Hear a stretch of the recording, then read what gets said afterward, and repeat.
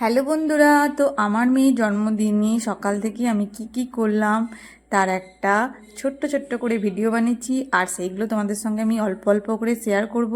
তো প্রথমে আমি সকালবেলায় কি করলাম মেয়ের জন্য জলখাবার, চলো সেটাই তোমাদের সাথে শেয়ার করি। তো দেখো, আমি সকাল সকাল পুজোটা করে নিয়েছি। পুজোটা হয়ে গেলে মনটা একটু শান্তি লাগে। আর হাজব্যান্ডও যেহেতু বাড়িতে আছে, রবিবার, সেহেতু হাজব্যান্ড বাজার চলে গেছে। আর তাই ভাবলাম পুজোটা হয়ে গেলে নিশ্চিন্তি।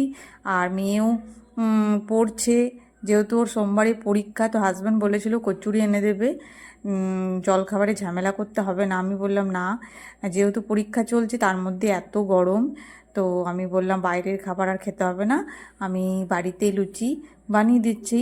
আসলে রবিবারে যেহেতু আমাদের বাজার টাজার সব আসে, সেজন্য একটু বেশি কাজ থাকে। তারপর আবার মেয়ের জন্মদিন, সেজন্য মেয়েকে একটু সাজিয়ে গুছিয়ে তো খেতে দিতেই হবে। সেই জন্য হাজব্যান্ড বলেছিল কচুরি এনে দেবে, তো আমি বললাম না, বাড়িতেই করে দিই। কারণ আমাদের ঘরের খাবারটাই সবাই খেতে বেশি পছন্দ করে।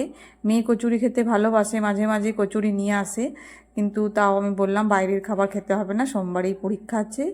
তো আমি লুচি বানাচ্ছি আর ময়দার লুচি করছি। মাঝে মাঝে একদিন দুদিন ময়দার লুচি খেয়ে থাকি, বেশিরভাগই আটার লুচিই হয়। তো একদিন সপ্তাহে ভাবি যে ময়দার লুচি করি। আসলে ময়দার লুচি তো খেতে ভালো লাগে। এখন মানুষ অনেক শরীর সচেতন বলে খাওয়া দাওয়া অনেক কমিয়ে দিয়েছে ময়দা টয়দা, কিন্তু আমাদের বাড়িতে মাঝে মাঝে হয়। তো আলুর তরকারি করেছি জিরে ফোড়ন দিয়ে, খুবই হালকা করে আলুর তরকারি। আর লুচি, তার সাথে মেয়েকে একটুখানি মিষ্টি দিচ্ছি। তো প্রথমেই গোপালকে মিষ্টি দিয়ে পুজো করেছি, আর চকলেট দিয়েছি গোপালকে, যেহেতু মেয়ের জন্মদিন। হ্যাঁ, সেহেতু গোপালকেও একটুখানি চকলেট দিলাম। মিষ্টি তো মাঝে মাঝে গোপালকে দেওয়াই হয়। তো মেয়েকে দিয়ে দিচ্ছি খেতে।